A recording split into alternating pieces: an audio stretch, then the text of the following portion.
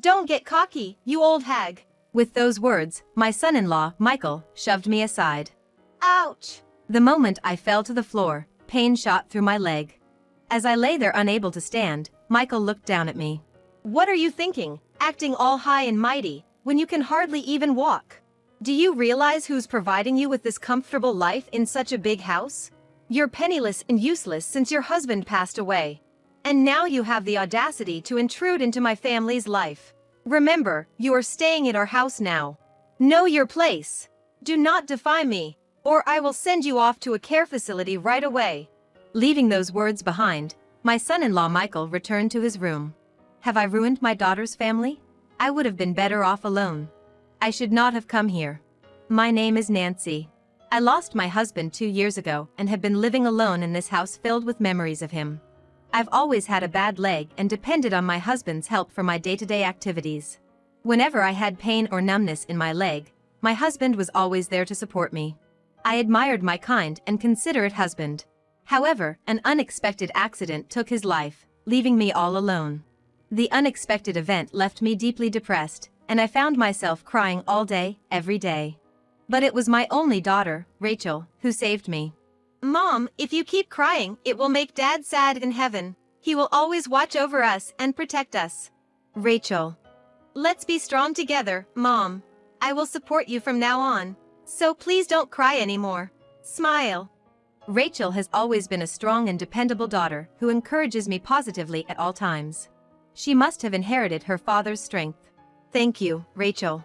You're right, I can't keep wallowing in sorrow. It would worry your dad too much. That's right, Mom. If you keep crying, Dad might worry so much that he can't even find his way to heaven. We shared a small laugh and decided to move forward together. 5 years have passed since my husband passed away. Rachel, who was in high school at that time, has become a respected working professional and got married 2 years ago.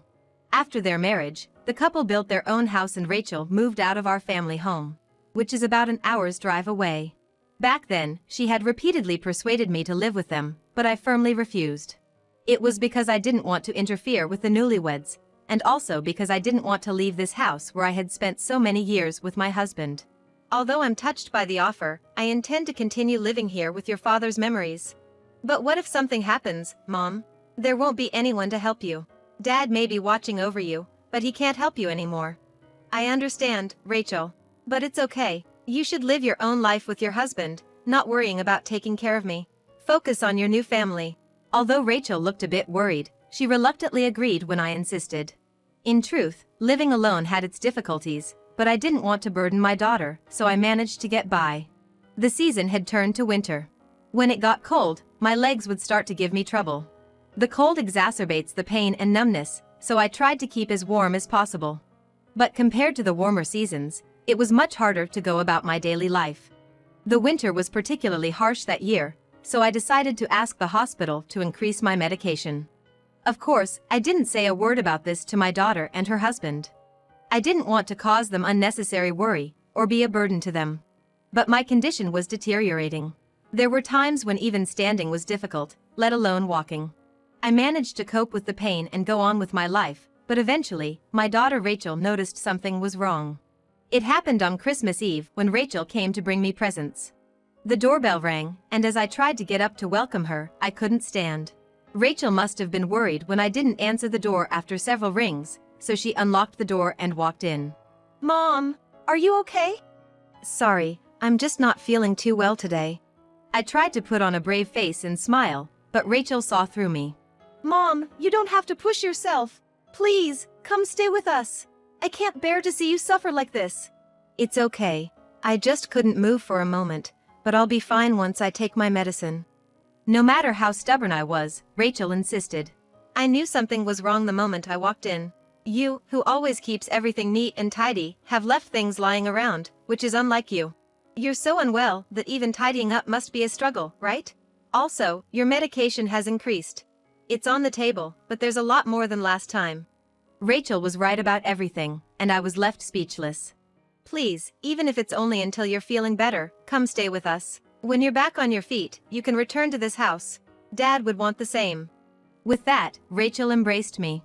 I hadn't realized how strong my daughter had become. Rachel was no longer the child I thought her to be. She had become a responsible adult. Rachel, I'm sorry. I'm truly sorry. We're family. Even though I've moved out after getting married, you and Dad are still my precious family. Her warm words touched my heart. I nearly cried, but I held back my tears and smiled, saying thank you. I agreed to live with them for a while. I packed up some of my things and Rachel drove me to her and her husband's house.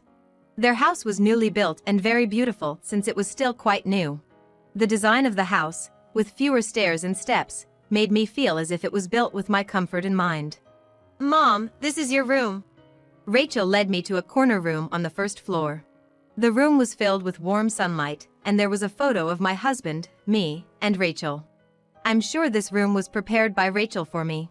The kitchen is this side, and the bathroom is over there. If you need anything, just let me know. Thank you, Rachel. Where's Michael? Since we arrived, Rachel had been showing me around, but her husband Michael was nowhere to be seen. He should be in his room. Don't worry about it, Mom. But I should say hello. After all, I'm going to be a burden on him. Rachel's face clouded over a bit. The truth is, Michael has hardly been leaving his room.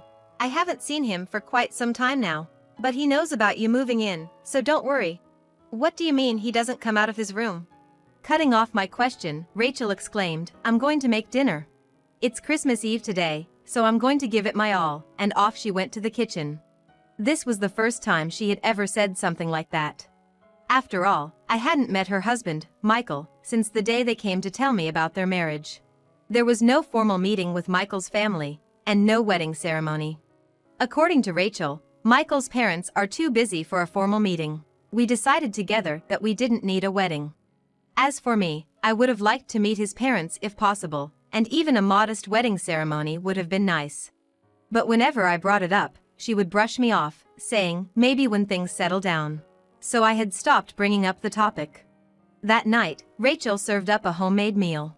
Roast chicken, salads, pizzas, and other extravagant dishes that I wouldn't normally make myself filled the table. Michael was not there, as expected, but I did not mention it and took a seat. This looks delicious. When did you become such a good cook? I've been studying a lot. Just taste it. She deftly served the dishes onto my plate, and I took a bite of salad with Rachel's homemade dressing. It's delicious. Really? I'm so glad. Eat up. She seemed so pleased that she kept piling food on my plate. We ate our fill and talked late into the night. It had been a while since I had a meal and a chat like this with Rachel, and it was really enjoyable. Oh, it's already 10 p.m. I have work tomorrow, so I'm going to clean up quickly. You rest, Mom. We've been talking for a long time. Can I help clean up? No, it's fine, I'll finish quickly. Good night, Mom. I had been bustling around since morning and was quite tired, so I decided to take advantage of Rachel's kindness and rest in my room. I'm concerned about Michael, but it's not my place to interfere. I decided not to make any unnecessary remarks and went to sleep. Have a nice Christmas. Around 8 a.m., Rachel left for work. There was a note in the kitchen, eat this if you want, alongside a homemade meal. Had she gotten up early to prepare this? I felt both grateful and guilty. I need to get my leg in better shape so I can return home as soon as possible. I was in my room, working on exercises and rehabilitation for my leg. I heard footsteps from the direction of the stairs. The footsteps were heading towards the kitchen. It was Michael. I hurried to the kitchen. Good morning, mother-in-law. Michael, looking rather disheveled, greeted me in a relaxed tone. His hair was a mess, his beard grown out. He looked like a completely different person from when I had met him 2 years ago. Hello. As you may have heard from Rachel, I'm going to be living here for a while until my leg gets better. I know it's a lot of trouble, but I hope we can get along. Unable to hide my bewilderment, I smiled. How long is for a while? Huh? The question came out of nowhere. So, how long is a while? Rachel seems worried about you, but I'm not. I'm planning to go home as soon as possible.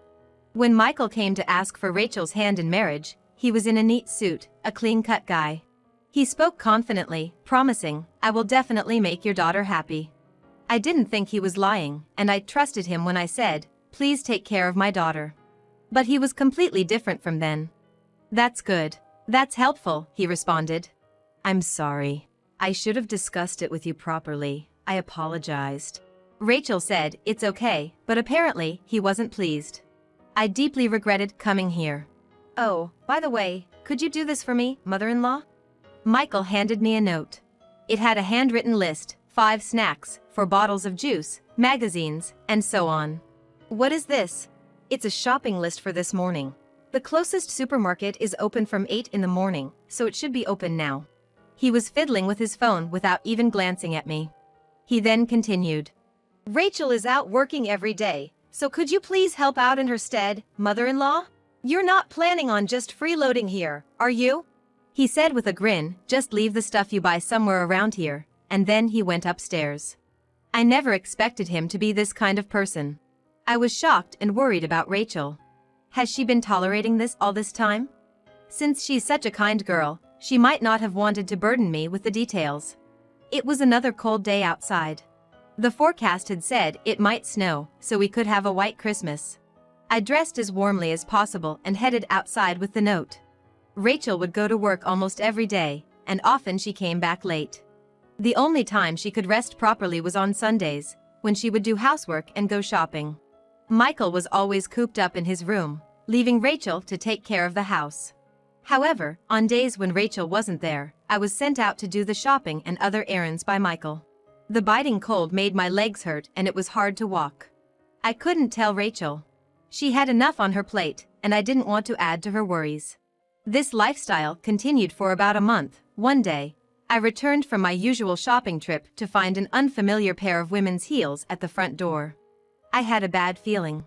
I left my shopping bags where they were and struggled up the stairs, holding onto the handrail. I finally made it to Michael's room and cautiously approached the door. Inside, there were 2 people. I heard Michael's voice, and a woman's voice I'd never heard before. They were talking with great joy, and there were moments when the woman laughed loudly.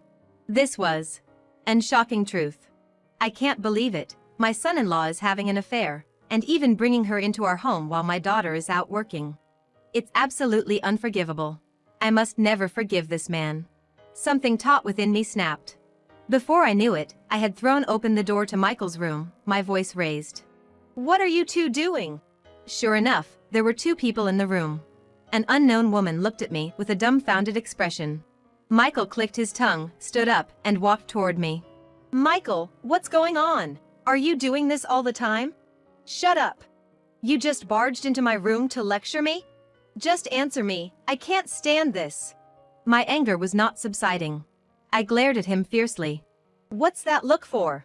Don't what me? Explain properly. In that moment, he shoved my shoulder hard. I told you to shut up, old hag, get into a care facility. Don't you dare dictate to me. I fell onto the floor. A strong pain shot through me, and I could not even stand up. Don't you act so high and mighty when you can't even walk properly. Who do you think lets you live in such a big house? You're living in our house, remember your place. Don't interfere with me again. He forcibly pushed me out of the room and the door slammed shut with a loud noise. Rachel, I'm sorry. I may have ruined your happiness. But I can't leave you here. I made up my mind. What's up? It's quite late. I have something to talk about. I'm sorry to bother you when you have work tomorrow. Rachel came home around 9 p.m. that night. Usually, we would just exchange words like good night, have a good rest, but today, I had her come to my room. And I told her everything that happened today. It was hard for me to tell the story, but it must have been even harder for Rachel herself. Rachel listened to my story in silence. I see. Thanks for telling me. Rachel. Having heard everything, Rachel managed a sorrowful smile and said nothing. Despite her brave front, it was clear that she was in deep pain, possibly on the verge of tears, and I couldn't stand idly by. Rachel, this is not okay. You can't keep enduring this. I'll always be here to protect you. And not just me, your father too. Slowly, her expression distorted, and a tear trickled down her cheek. The thought of anyone pushing my daughter to such a breaking point was absolutely unbearable. I decided then and there I would do anything to help Rachel, crying in my arms. The next day, Rachel went to work as usual. Despite everything that happened the day before, Michael still had the audacity to load me up with chores like grocery shopping. It was perfect. I had a plan. Every morning around 9, I would leave the house to run my errands. Given my slow pace, I always ended up returning sometime after noon. Just like every other day, I went out at the same time, pretending to run errands. Then, I quietly circled around to the back door and slipped back into the house, making sure not to make a sound. I discreetly set up my smartphone camera where it had a clear view of the front door, remote in hand to control the additional camera I had received from Rachel. And then, I waited. About an hour later, the doorbell rang. I hear the sound of footsteps descending the stairs. With a click, the front door swung open. "Welcome. Sorry about yesterday, must have surprised you." The woman who was in the house yesterday flung herself into Michael's arms. This was it. In a frenzy, I started snapping pictures. Over and over again, I pressed the shutter. They shared a kiss and disappeared upstairs. I continued snapping pictures until they were out of sight. When the clock struck noon, Rachel was back home. I'm home. I had asked her to finish her work in the morning and come back home. Michael's mistress was still inside our house. I signaled to Rachel with my eyes and together we opened the door to the upstairs room. "What? Rachel?" "Hi, Michael. I finished work early today. I've told you to inform me beforehand if you're coming home early. Why today of all days?" The two in the room were visibly rattled by the arrival of Rachel. Michael was even more flustered than when I had appeared the day before. And he glared at me. "It was you. You spilled the beans, didn't you? After intruding into our home and causing such chaos. You're just a penniless retiree, leeching off your daughter." He raised his voice and attempted to push me away. Rachel stepped in front of me. "Stop it. Out of my way. Are you seriously prioritizing your mother over your own husband? Well, aren't you prioritizing your mistress over your own wife? Just get out of my way. I want your mother out of our house now." Our house. He still seemed to think the house was his. "I never told you, but the owner of this house is my mom." "What?" "This land and house, they belong to my mom. She's the one paying all the taxes and expenses. But if you knew that, your pride would be hurt, wouldn't it? Besides, I saw no need to tell you, since you're always cooped up at home without a stable job." Indeed, as Rachel pointed out, I owned all of the land in this area. My late husband had originally owned it, but I had inherited it. And as a wedding gift, I had given the house to my daughter. At the time, I thought they were still young and might struggle financially, so I arranged for all the taxes and expenses to be paid from my account. "But not only do you just stay cooped up at home, you're also bringing women I don't even know here." "No, Rachel, wait." Against Michael's too late attempt at an excuse, Rachel declared a divorce. She even added she already hired a lawyer. "So, I'll need you to leave by tomorrow. This is an eviction notice from the homeowner." Michael was speechless, and the mistress scurried off. "What are you talking about, asking me to leave by tomorrow? Hey, Rachel, let's talk.